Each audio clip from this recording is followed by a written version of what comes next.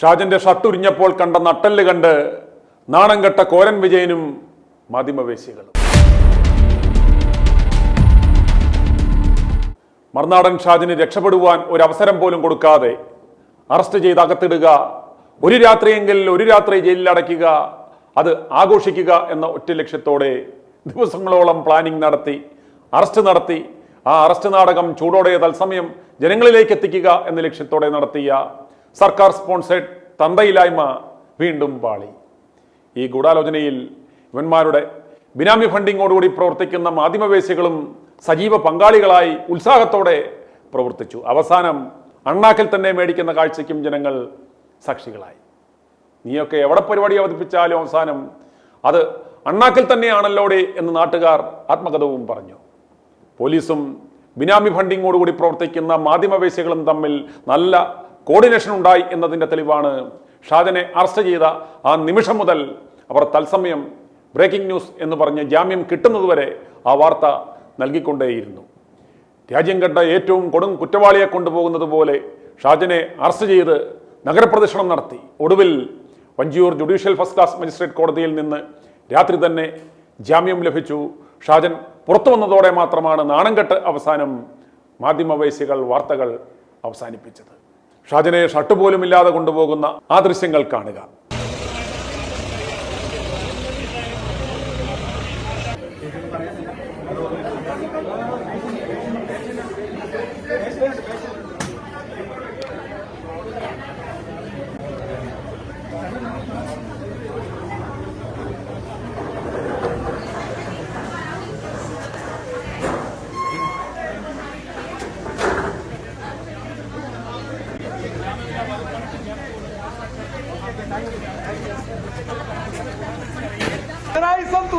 വീണ്ടും വീണ്ടും പറയുന്നു, കേരളം മുടിപ്പിക്കാനുള്ള പിണറായി വിജയൻ, പിണറായി എന്ന് പറയുന്ന വൃത്തികെട്ടവൻ ഈ നാട് മുടിപ്പിക്കും. ജനാധിപത്യം സംരക്ഷിക്കാൻ വേണ്ടി ഉടുപ്പിടാതെ ജയിലിൽ പോകുന്നു, ഉടുപ്പിടാതെ ജയിലിലേക്ക് പോകുന്നു. ഞാൻ എന്നെ ഉടുപ്പിടാതെ ജയിലിൽ കൊണ്ടു വീട്ടിൽ നിന്ന് പിടിച്ചോണ്ടുണ്ടാ. പിണറായി വിജയൻ എന്ന വൃത്തികെട്ടവൻ ഈ നാട് ഭരിക്കുമ്പോൾ അഭിപ്രായം പറയുന്നവർ ജയിലിലടയ്ക്കും. ഭക്ഷണം കഴിച്ചോണ്ടിരുന്നല്ലേ പ്രായമായ അപ്പന്റെ അമ്മയുടെ മുമ്പിൽ വെച്ച് പിടിച്ചോണ്ട് പോന്നു. എന്നോട് പിടിച്ചോണ്ട് പോന്നു. എനിക്കറിയത്തില്ല, എന്നോട് പറഞ്ഞില്ല. എന്നോട് പറഞ്ഞിട്ടില്ല, എനിക്കറിയില്ല. എന്നെ പിടിച്ചോണ്ട് വന്നു. കേസ് എന്താണെന്നൊക്കെ പറയാമെന്ന് പറഞ്ഞു. അറസ്റ്റ് ചെയ്തു. ഞാൻ സ്ത്രീത്വത്തെ അപമാനിക്കത്തില്ല. തട്ടിപ്പുകാർക്കെതിരെയും അഴിമതിക്കെതിരെ പോരാടും. പിണറായി സംതുലയട്ടെ. അഴിമതിയുടെ പീരൻ മകൾക്ക് വേണ്ടി തട്ടിപ്പ് നടത്തുന്ന മുഖ്യമന്ത്രി, അതിന് ഓശാന പിടിക്കുന്ന പോലീസുകാർ ഈ നാട് മുടിപ്പിക്കും. അവസാന ശ്വാസം വരെ പിണറായിയുടെ വിരുദ്ധീകരണത്തിനെതിരെ പോരാടും. എല്ലാം കള്ള കേസ്. ഒരു കേസിൽ എന്നെ ജയിലടച്ചിട്ടില്ല. വീണ്ടും ഷർട്ടിടാൻ അവസരം കിട്ടിയില്ല. മർദ്ദിച്ചില്ല, പിടിച്ചോണ്ട് പോകുന്നു.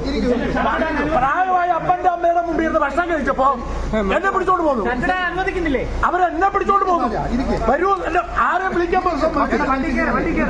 അപ്പൊ വീണ്ടും ജനാധിപത്യം സംരക്ഷിക്കാൻ ഞാൻ ജയിലിലേക്ക് പോകുന്നു. സിന്ദാബാദ് പിണറായി സംതുലയട്ടെ.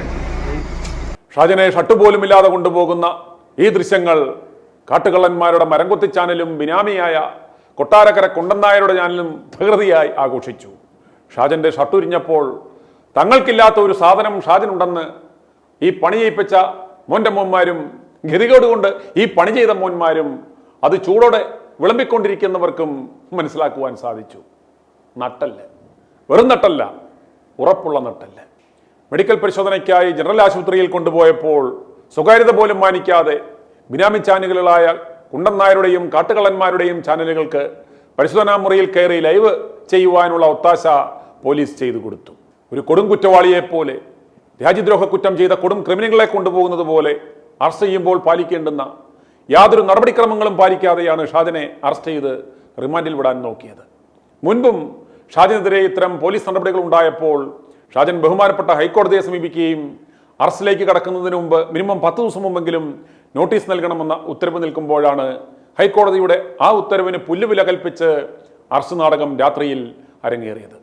ഷാജൻ തന്റെ പ്രായമായ മാതാപിതാക്കളുമായി എരുമേലിയിൽ നിന്നും തിരുവനന്തപുരത്തുള്ള തന്റെ സ്വസതിയിലേക്ക് വരുന്ന വഴി പോലീസ് ചേസ് ചെയ്ത് കുടപ്പനക്കുന്നിലെ വീട്ടിലെത്തി ഭക്ഷണം കഴിച്ചുകൊണ്ടിരിക്കുമ്പോഴാണ് രാത്രി 8:30 കസ്റ്റഡിയിലെടുത്ത് കൊണ്ടുപോകുന്നത്.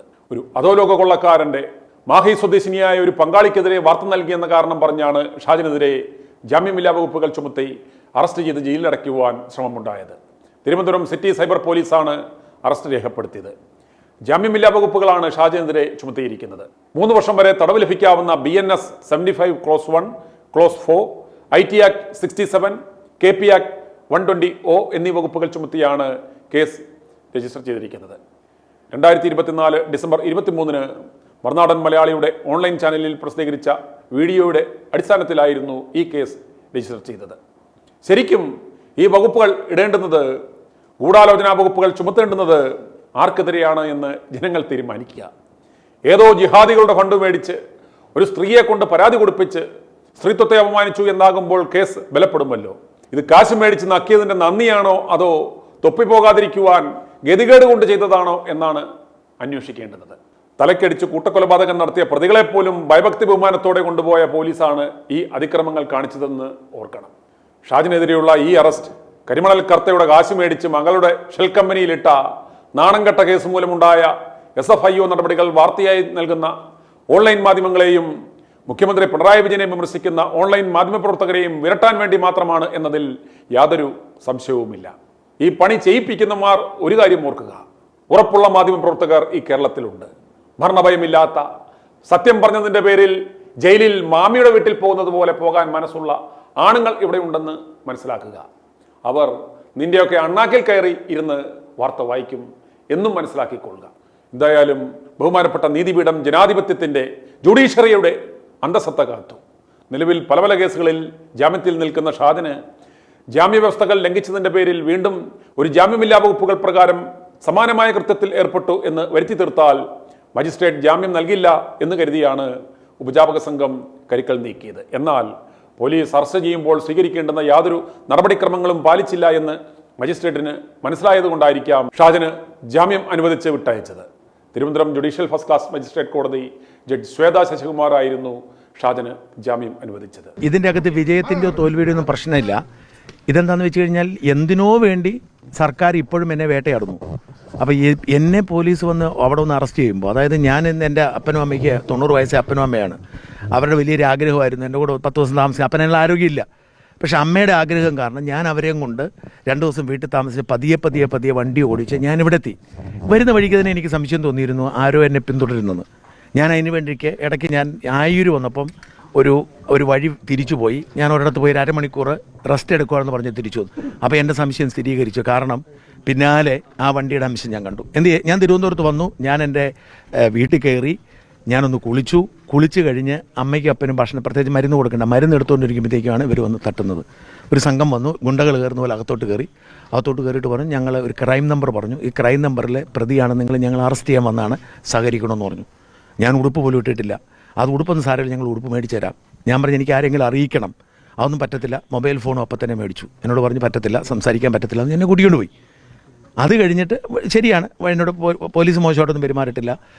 വഴിയിൽ കയറിയപ്പം വണ്ടിയിൽ കയറിയപ്പോൾ ഒരു ഷർട്ട്, ഒരു വലിയൊരു അടിപൊളി ഷർട്ടൊക്കെ മേടിച്ചു. ഞാൻ പറഞ്ഞു പറ്റത്തില്ല, എൻ്റെ ഷർട്ട് ഞാൻ ഇടുന്നത് ആ ഷർട്ടല്ല, നിങ്ങൾ മേടിക്കുന്ന ഷർട്ട് ഞാൻ ഇടത്തില്ല, എൻ്റെ ഷർട്ട് ഇടാൻ പറ്റുള്ളൂ എന്ന് പറഞ്ഞു. അങ്ങനെയാണ് ഇവിടെ വരുന്നു. പോലീസ് സ്റ്റേഷനിൽ പോയി എന്നോട് ഇതുവരെ പറഞ്ഞിട്ടില്ല ക്രൈം എന്താണെന്ന്. ഞാൻ പോലീസ് സ്റ്റേഷനിൽ ചെന്നു. എന്നോട് പോലീസ് സ്റ്റേഷനൊക്കെ വളരെ മാന്യമായിരുന്നു. ഞാൻ അവിടെ ഇരുന്നു. അവരതിന് ശേഷം എന്നെക്കൊണ്ട് എന്താണ് അറസ്റ്റിൻ്റെ എല്ലാം ഒപ്പിടിപ്പിച്ചു. അതിനകത്ത് കുറേ സെക്ഷൻസ്, എനിക്ക് ഇപ്പോഴത്തെ പഴയ സെക്ഷൻ ആയതുകൊണ്ട് എനിക്ക് പഴയത് അറിയത്തില്ല, പുതിയത്. ഇപ്പം എന്തായാലും IT ആക്ട് 67 ഉണ്ടെന്ന് കണ്ടു. 67 എന്ന് പറയുന്നത് ഈ അശ്ലീല സംപ്രേഷണം. ഞാൻ അങ്ങനെ ഒരു സാധനം ആരെക്കുറിച്ച് നടത്തിയിട്ടില്ല. അപ്പോൾ ആരാണ് പരാതിക്കാരെന്ന് എന്നോട് പറഞ്ഞിട്ടില്ല. എന്താണ് കേസ് എനിക്കറിയത്തില്ല. അതാണ് എൻ്റെ വാസ്തവം. അങ്ങനെ എന്നെ അവിടുന്ന് നേരെ പോലീസ് സ്റ്റേഷനിൽ കൊണ്ടുവന്നു. പോലീസുകാരൊക്കെ വളരെ നല്ല ഭംഗിയായിട്ടാണ്, മര്യാദയ്ക്കാണ് പെരുമാറിയത്. ഭക്ഷണം വേണോ എന്ന് ചോദിച്ചു. ഞാൻ പറഞ്ഞു വേണ്ടാന്ന് പറഞ്ഞു. ഞാൻ പിന്നെ ഉടുപ്പിട്ടിട്ടില്ലാത്തതുകൊണ്ട് ഞാൻ നിലത്താണ് ഇരുന്നത്. അങ്ങനെ ഉടുപ്പിടാത്ത ആളിന് കസേര ഇരിക്കാനുള്ള യോഗ്യതയില്ലെന്ന് തോന്നി ഞാൻ നിലത്താണ് ഇരുന്നത്. അവർ അവിടെ തന്നെ കുറേ നേരം ഇരുന്നു. അത് തിരിച്ചു കൊണ്ടുവന്നപ്പോഴാണ് നിങ്ങൾ കാണുന്നത് ഇവിടെ പോലീസ് സ്റ്റേഷനിൽ വരുമ്പോഴാണ് നിങ്ങൾ കാണുന്നത്. ഈ പരാതിക്കാരി താങ്കൾക്ക് അറിയാമോ? ഇപ്പോഴും ഞാൻ ഇവിടുന്ന് ചോദിച്ചു പരാതിക്കാരിയെക്കുറിച്ച്. എനിക്ക് മനസ്സിലാക്കിയത് ഈ ഷിഹാബ് ഷാ എന്ന് പറയുന്ന ദുബായ് കേന്ദ്രീകരിച്ച് ഒരു വലിയ തട്ടിപ്പ് നടന്ന ഒരാളുണ്ട്. ഇയാൾ ഇപ്പം കേരള പോലീസ് ലുക്കൗട്ട് നോട്ടീസുള്ളതാണ്. ദുബായിൽ അയാൾ ജയിലിലാണിപ്പോൾ. ഇയാൾ എന്തോ ഒരു കെൻസ വെൽനസ് സെൻ്റർ എന്നൊക്കെ പറഞ്ഞുകൊണ്ട് നിരവധി ആളുകളെ തട്ടിപ്പ് നടത്തിയിട്ടുള്ള ആളാണ്. ഇയാൾക്കെതിരെ വാർത്ത. അപ്പോൾ ഇയാളുടെ തട്ടിപ്പിന് കൂട്ടാളിയാണ്, ഇയാളുടെ തട്ടിപ്പ് സ്ഥാപനത്തിൻ്റെ ജനറൽ മാനേജറായ ഒരു സ്ത്രീയാണ്. അപ്പോൾ സ്വാഭാവികമായിട്ടും ഈ സ്ത്രീക്കെതിരെ പരാതിയുണ്ട്. അവർക്കെതിരെ തെളിവുകളുണ്ട്. അപ്പോൾ ആ സ്ത്രീയെക്കുറിച്ച് ഞാൻ പറഞ്ഞു, ആ സ്ത്രീയാണെന്ന് എനിക്ക് തോന്നുന്നു.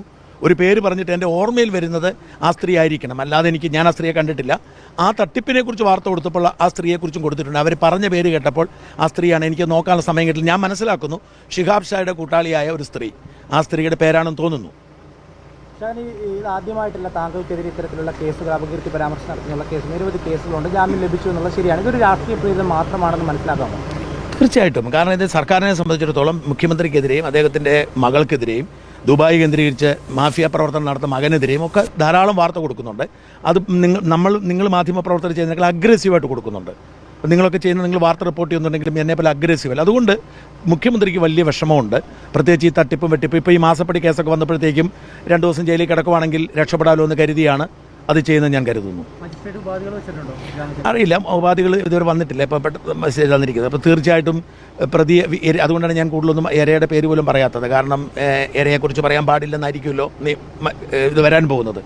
എനിക്ക് ഒരു ഉപാധി ഉണ്ടാവും, പക്ഷേ ഉപാധി ഇപ്പോൾ തന്നിട്ടില്ല. നാളെ കോടതിയിലാണ് ഉപാധി തരാൻ പോകുന്നത്. എന്നോട് ഹാജരാൻ പറഞ്ഞിട്ടില്ല. നാളെ കോടതി വിധി വരും. അല്ല, എനിക്ക് അങ്ങനെ അറിയില്ല. പക്ഷേ മുഖ്യമന്ത്രിക്ക് ലഭിച്ച പരാതിയാണ്.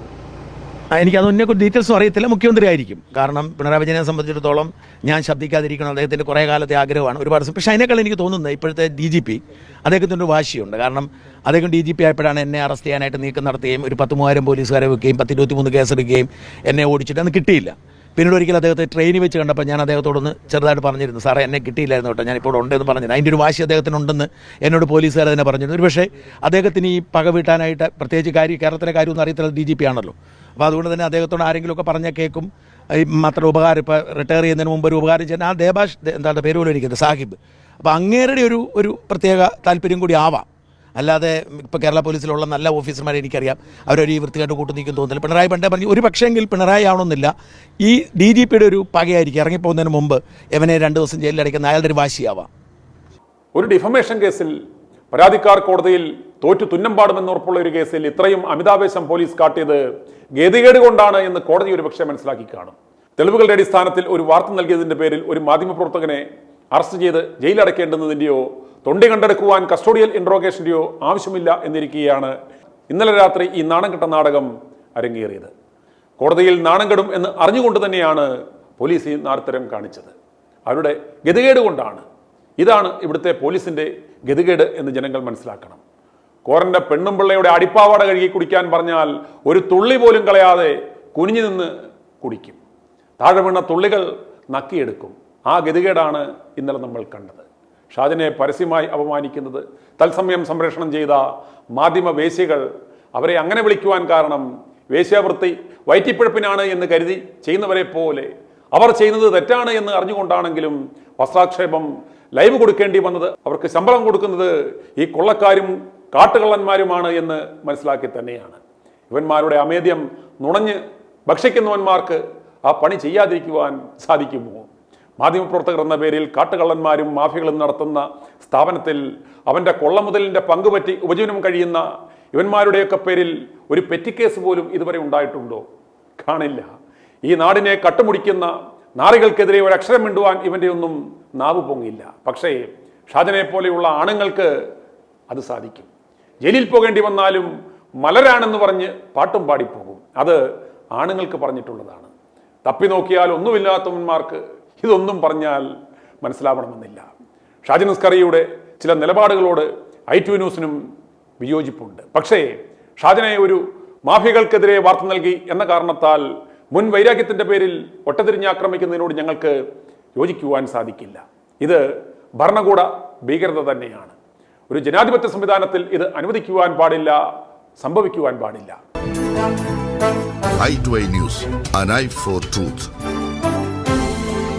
i2i ന്യൂസ് സബ്സ്ക്രൈബ് ചെയ്തിട്ടില്ലാത്തവർ ഇപ്പോൾ തന്നെ സബ്സ്ക്രൈബ് ചെയ്യുക. നോട്ടിഫിക്കേഷൻ ലഭിക്കുവാൻ ബെൽ ബട്ടണും അമർത്തുക.